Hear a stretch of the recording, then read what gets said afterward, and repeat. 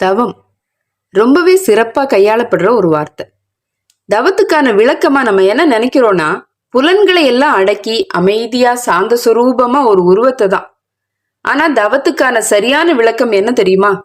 உயிர் நோய் செய்யாமை உருநோய் மறத்தல், செயற்நோய் பிறர்கண் செய்யாமை, செயற்நோய் விழைவு வெகுளி இவை விடுவானாயின் இழிவன்று இனிது தவம். அதாவது மற்ற உயிர்களுக்கு கஷ்டம் கொடுக்காம இருக்கிறது, துன்பம் செய்யாமல் இருப்பது, தனக்கு யாராச்சும் ஏதாச்சும் துன்பம் செஞ்சிருந்தா கூட அதை மறக்கிறது, நம்மளோட கோவத்தால அடுத்தவங்களை கஷ்டப்படுத்தாம இருக்கிறது, கோவத்தை கண்ட்ரோல் பண்றது, இதுதான் தவம். பொதுவாவே தவம்னா காட்டுக்குள்ள போய் அன்ன ஆகாரம் இல்லாம முள் முனையில நிக்கிறது, ஒத்த காலில் நிக்கிறது, ஜடாமுடி வளர்த்துக்கிறது, உடம்பு மேல புத்து வளர்ற அளவுக்கு தன்னை மறந்து இருக்கிறது. இதுல எல்லாமே மனம் குளிர்ந்து கடவுள் நேர்ல வந்து வேண்டிய வரங்களை தருவார்னு கேள்விப்பட்டிருக்கோம். மனுஷனா பிறந்த எல்லாருமே சந்தோஷத்தை மட்டும்தான் விரும்புறோம், சங்கடங்களை யாரும் விரும்புறதே இல்லை. ஆனா எப்பவுமே சந்தோஷம் மட்டுமே கிடைக்கிறதும் இல்லை இல்லையா? எப்போ ஒரு தடவை சந்தோஷம் வருது, கொஞ்ச காலம் நம்ம கூட இருக்கும், அப்படியே மறைஞ்சு போயிடும். பின்னாடியே துன்பம் மெதுவா எட்டி பார்க்கும். மெதுவா வேலையில டென்ஷன், ஃபியூச்சர் பத்தின படபடப்பு, இனம் புரியாத கவலைகள், சந்தோஷம் வந்தா கூட வெளியில காட்டிக்கிற பயம். ஏன்னா யார் கண்ணாச்சும் பற்றுமோ, அடுத்தவங்க பொறாம பற்றுவாங்களோ அப்படிங்கிற பயம். இன்பத்திலையும் துன்பம் தான் நம்ம கூடவே இருக்குது. இது என்னடா வாழ்க்கை, இன்னும் ஓடுன்னு பற்றாக்குறைகள் வாழ்க்கையில நம்மளை ஓட வைக்குது. பணம் இருந்தா உடம்பு சரியா இருக்கிறது இல்ல, உடல் நலம் ஆரோக்கியமா இருந்தா உறவுகள் சரியா இருக்கிறது இல்ல, உறவுகள் சரியா இருந்தா வேலையில குழப்பம், இப்படி ஒன்னோட ஒண்ணு பின்னிக்கிட்டு ஒரு பக்கமுமே போக விடாம வாழ்க்கை நம்மளை புரட்டி எடுக்கும். வெளியில சந்தோஷமா காட்டிக்கிட்டாலும் உள்ளுக்குள்ள 1000 சிக்கல்ல கிடந்து தவிக்கிறோம். என்ன செய்யறது? இதுல இருந்து தப்பிக்க என்னதான் வழி? இலக்கியங்கள்ல பழைய கதைகள்ல எல்லாம் கேள்விப்பட்டிருக்கோம்.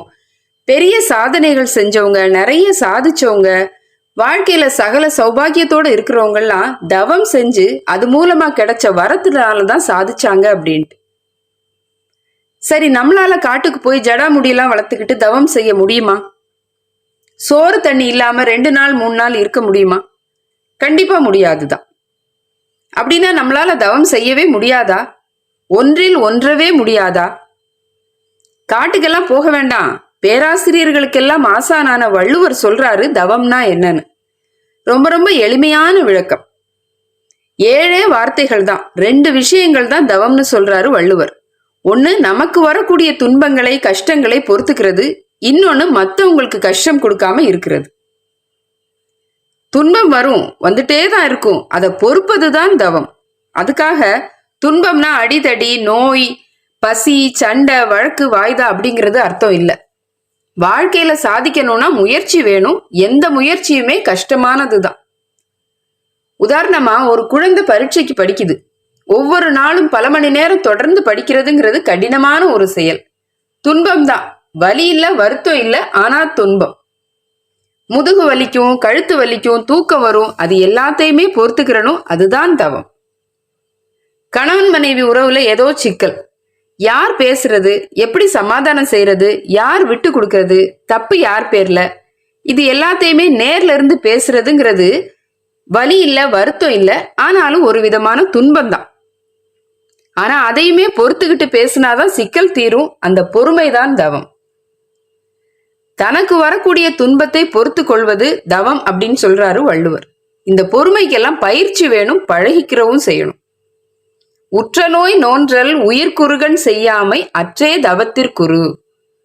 தவத்துக்கான இலக்கணமா என்ன சொல்றாங்க அப்படின்னா, அடுத்தவன் நமக்கு என்ன துன்பம் செஞ்சிருந்தாலும் அதை சகிச்சுக்கிறணும், அப்படியே கஷ்டம் கொடுத்தவங்களுக்கும் நம்ம எந்த கஷ்டத்தையும் சிரமத்தையும் கொடுக்காம இருக்கணும் அப்படின்ட்டு. உற்ற நோய் பொறுத்தல். நோய்னா துன்பம். துன்பம் வந்துருச்சு அப்படின்னா, ஏதாச்சும் ஒரு கஷ்டம் வந்துருச்சு அப்படின்னா வானத்துக்கும் பூமிக்குமா குதிக்காம அமைதியா ஏத்துக்கிற பக்குவம் தான் தவம். தவமானது வெற்றிக்கான பாதையை காட்டும். வெற்றி இன்பத்தை கொண்டு வந்து தரும். உண்மைதான் இல்லையா? யோசிச்சு பாருங்க, துன்பம் கஷ்டம் அப்படின்ட்டு எவ்வளவோ விஷயங்களை ஒதுக்கி வைக்கிறோம். எதையுமே ஏத்துக்கிற பக்குவம் இருந்தா நிறைய இடங்கள்ல வெற்றியை நம்ம அனுபவிச்சிருக்கலாம். இந்த அதிகாரத்துல முயற்சியே தவம், தன் கடமை செய்வதே தவம்னு சொல்றாரு வள்ளுவர். வள்ளுவர் சொல்லக்கூடிய தவமானது கடமையை செய்யறப்போ வரக்கூடிய கஷ்டங்களை ஒரு நோன்பு போல, ஒரு விரதம் போல தாங்கிக்கணும். அதுல நமக்கான வெற்றிக்காக அடுத்தவங்களுக்கு துன்பம் இல்லாம பாத்துக்கணும் அப்படின்னு. துறவிகளுக்கானது மட்டுமில்லை தவம் அப்படிங்கிறதுல வள்ளுவர் ரொம்பவே உறுதியா இருக்கிறார். தவத்துக்கான மனப்பக்குவம் அவசியமானதுன்னு சொல்றார். பகைவரை சரிப்படுத்தவும் நண்பர்களை காக்கவும் தவம் ஒரு சரியான ஆயுதம். நெருப்புல தங்கத்தை சுடுறப்போ அதோட ஒளி அதிகமாய் பெருகி பெருகி வரும். துன்பங்களால பக்குவப்பட்டவங்களுக்கு ஞானமும் அதே மாதிரிதான் பெருகும்னு சொல்றாரு வள்ளுவர். நம்மளையும் நம்மளை சுத்தி உள்ளவங்களையும் புறத்தையும் உள்ளதை உள்ளவாறு உணர்வதற்கான பக்குவத்தை பெறுவதற்கான பயிற்சி தான் தவம். இல்லறத்துல இருந்து கூட தவம் செய்யலாம். தவம் செய்யறதால அமைதியான பக்குவப்பட்ட மனநிலை கிடைக்கும். அந்த அமைதியில தான் இல்லறத்தில் இனிமையே காண முடியும். இன்னும் ஒரு சுவாரஸ்ய தகவலுக்காக தமிழ்மயத்தோடு இணைந்திருப்போம்.